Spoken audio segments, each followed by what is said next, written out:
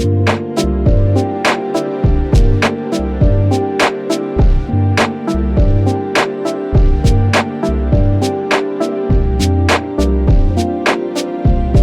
that EA no longer has the Star Wars license exclusively, the Force is definitely with us. Good morning, good Wednesday morning to you. I'm Shane Satterfield from Sifted, and this is Good Morning Gaming for January 26th, 2022. It comes bright and early every weekday to our patrons who pledge at patreon.com/sifted, and it's delayed a couple days for everyone else. If you like our content, we also have a separate podcast feed for our flagship show Game Face that you can find by searching your favorite podcast service.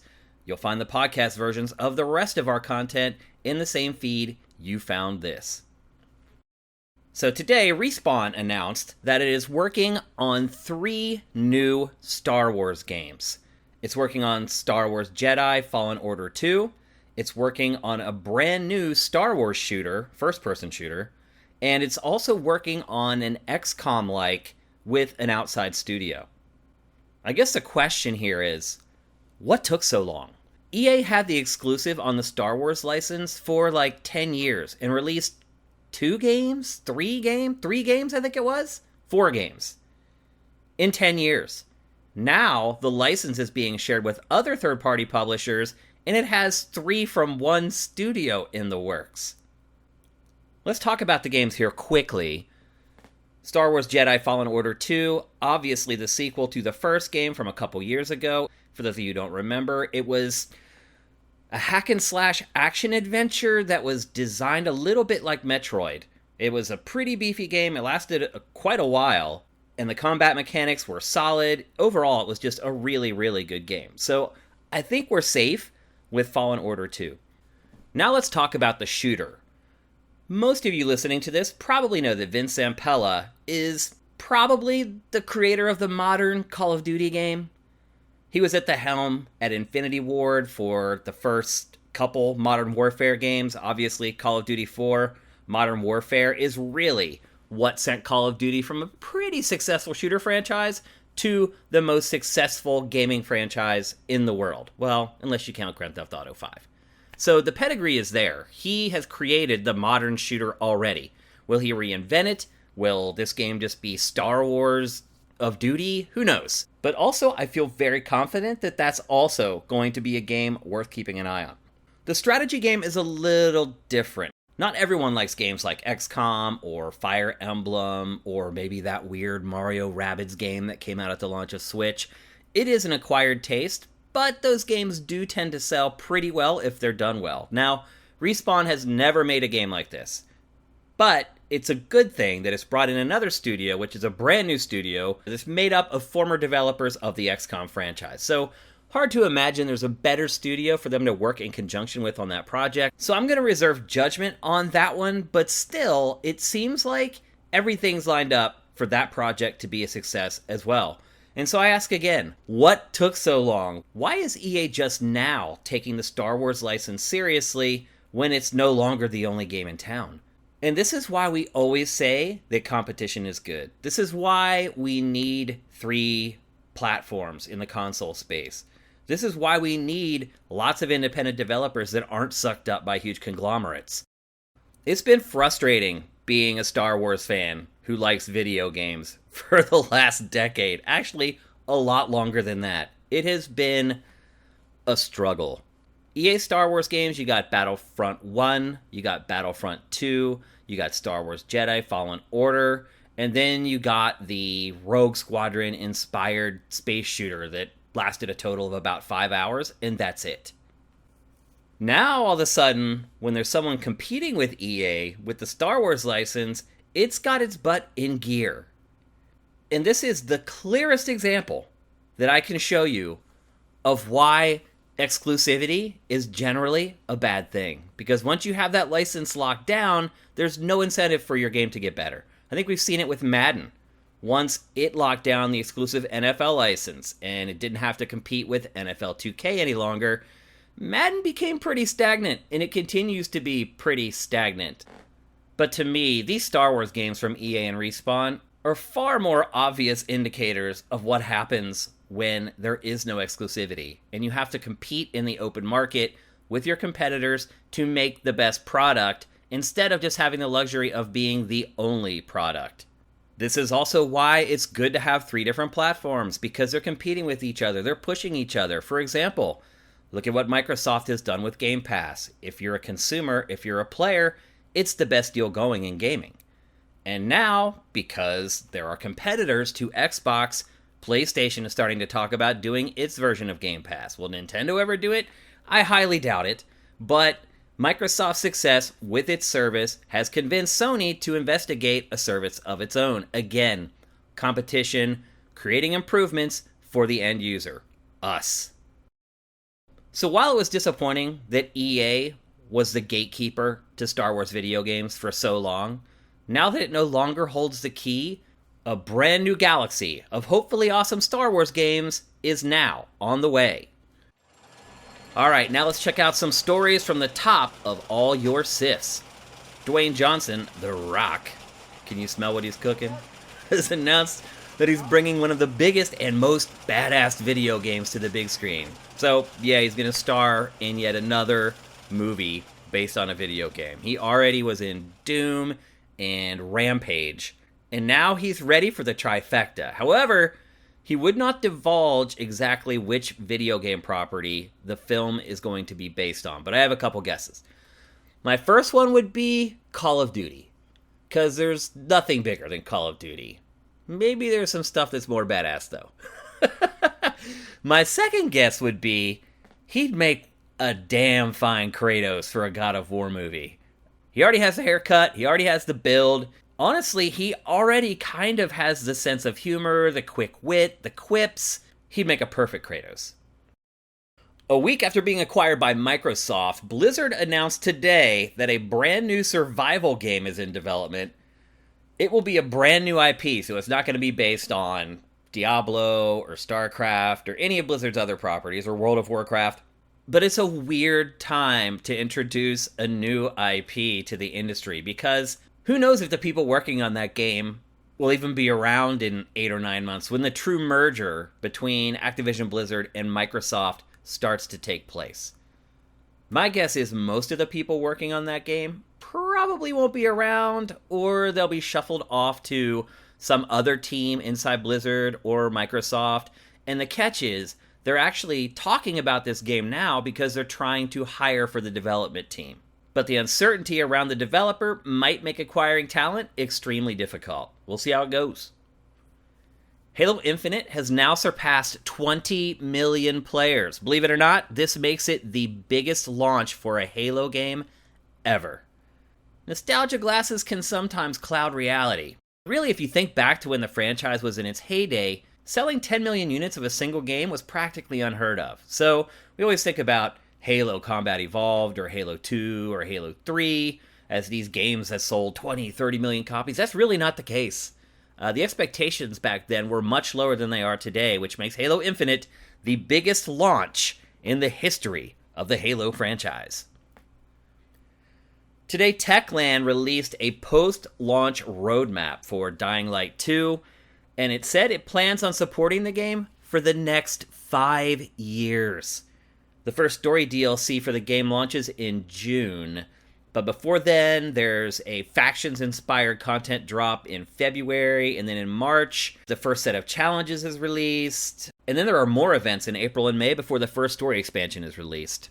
If you plan on buying the game on February 4th, it's coming up quick, you'll have many, many years of zombie killing to look forward to. Alright, let's take a break, and when we come back, we'll tackle today's boss fight.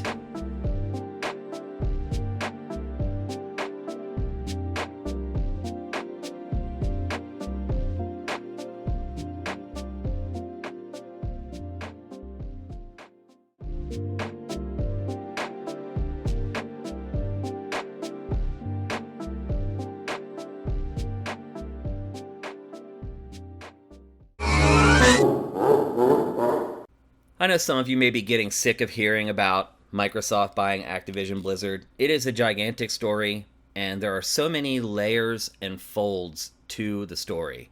And I've kind of found a different angle on it.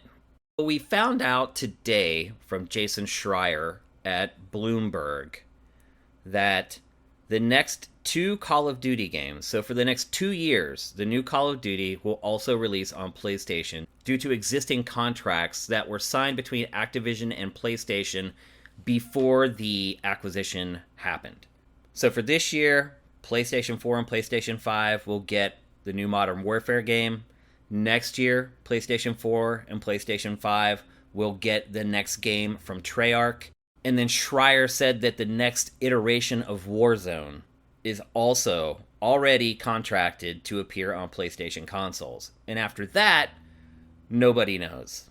But Phil Spencer, who is now the head of this huge gaming conglomerate at Microsoft, he oversees all their internal studios, all their new acquisitions like Bethesda, Blizzard, and Activision. He is now the Don.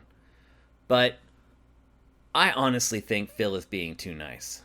This past week, he issued a quote that struck me as interesting.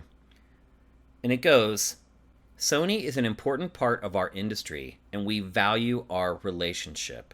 This was after he had released a cryptic statement saying that we believe in Call of Duty being on PlayStation. That could have been taken either way. You could have taken it like, oh, they're going to keep releasing all Call of Duty games in the future on PlayStation. Or you could have looked at it like, once we fulfill our contracts with PlayStation, then those games will remain on PlayStation so people can continue to play them. We'll leave the servers up, things like that. We still don't know what the real answer to that is. But let me read that quote again. "Sony is an important part of our industry, and we value our relationship."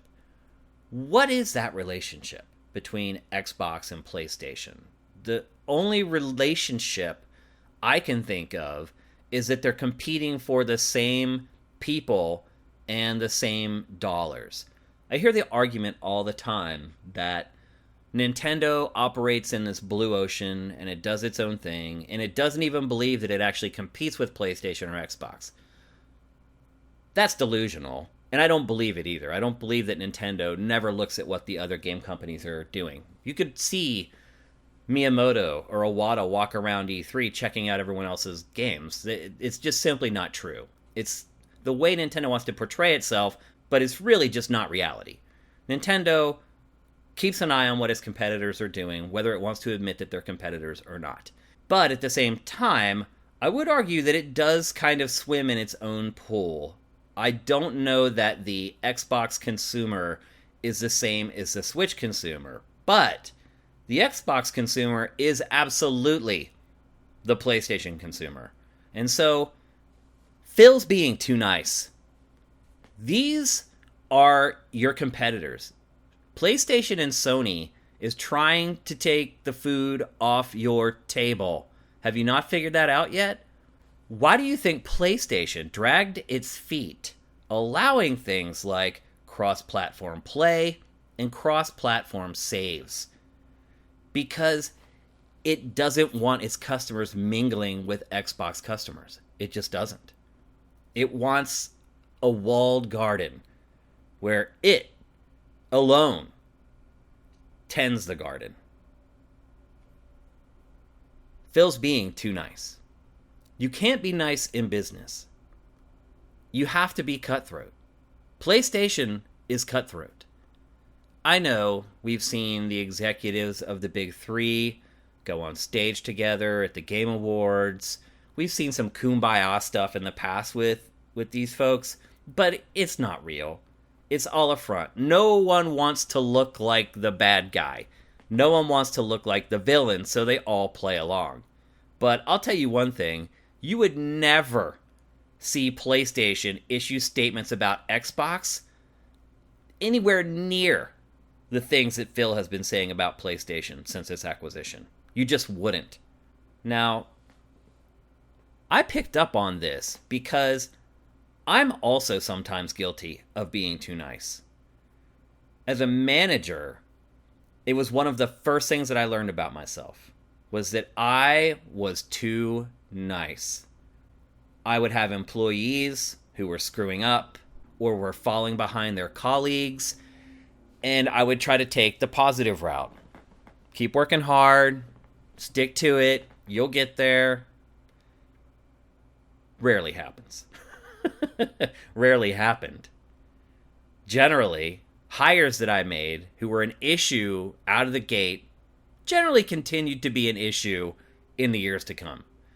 And I was too nice to them. So I always look back on it and wonder if I had been more stern, if I had been more honest, if I would have done a better job of developing my hires. And I learned from it, and I changed. And I wouldn't say that I became a jerk, but I would say I was more clear about expectations, and I was more clear with my feedback. And it worked. There's a fine line between being cordial and being gullible or weak. So I'm wondering if the people that Phil Spencer report to, his bosses, or boss, whatever it is, how do they feel about this? How do they feel about this messaging? They just spent almost $70 billion acquiring assets to help Phil Spencer's business. And instead of grabbing the competitor by the throat and throwing it down, he's decided to dance around with them and invite them to the celebration. I don't know if it's some kind of Jedi mind trick he's trying to pull, because I do believe that when these contracts are up, there's no way Call of Duty is going to release on PlayStation anymore. It's just not. And I will say this, if Phil does allow Call of Duty to release on PlayStation after the contracts are fulfilled, he will be fired. The people that I was just talking about earlier, his bosses or his boss, whatever it is, there's no way they will tolerate it. You do not spend that much money on an asset to help you competitively to then just turn it over to your competitor. You just don't do it. So one, I do not think Phil will do it, which means this is a lot of bluster. So assuming from this point forward that Call of Duty is not going to continue on PlayStation after the next 2 games are released and the next iteration of Warzone is out there, what is the purpose of this? Why is Phil essentially kowtowing to PlayStation and PlayStation fans? And I believe that's rooted in optimism. I think he really believes that eventually he is going to have to turn these people who are kind of angry at him right now into his customers in 24 months. When the last Call of Duty releases on PlayStation and they have to finally admit in public that it's not coming to PlayStation any longer. He needs to soften that blow. And the best way to soften the blow is to tell people exactly what you think they want to hear until you can't do it anymore. And that's exactly what's going to happen with this. It'll be interesting to see how people react as slowly over time they realize that all the smaller franchises definitely aren't coming to PlayStation again. So I would imagine Crash Bandicoot 5 or whatever. PlayStation hasn't even signed contracts for that game yet. It's barely getting started in development. So if there's no contract, it's not coming to PlayStation. And so if you care about some of the smaller games that Activision Blizzard publishes, that's reason for concern. Because, again, once those contracts are up, that's it. You'll get Diablo 4. You won't get Diablo 5. You'll get Overwatch 2. You won't get Overwatch 3. You won't get the next StarCraft. There's a lot of stuff you're going to miss out on.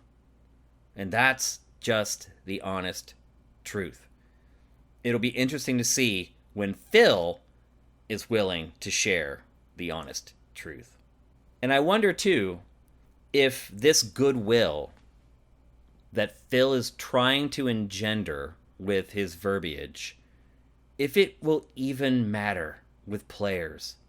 If someone has been a lifelong PlayStation player and consumer, do you think that person's really going to care when they yank Call of Duty from him that Phil softened the blow 2 years earlier?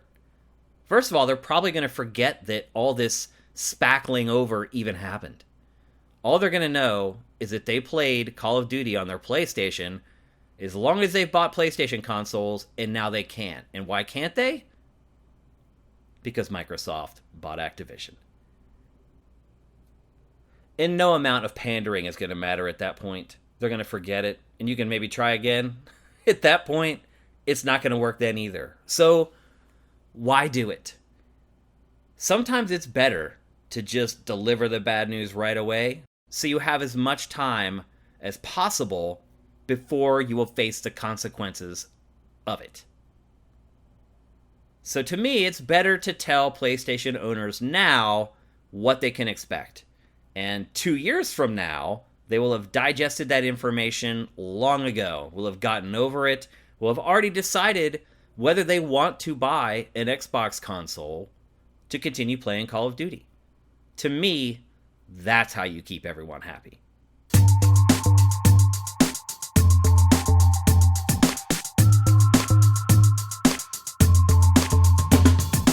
Thanks for listening to Good Morning Gaming. I appreciate everyone for listening to Good Morning Gaming. I'm Shane Satterfield, and you can do what the cool kids do and follow me on Twitter @Dinfire. And while you're at it, follow Sifted @SiftedGames.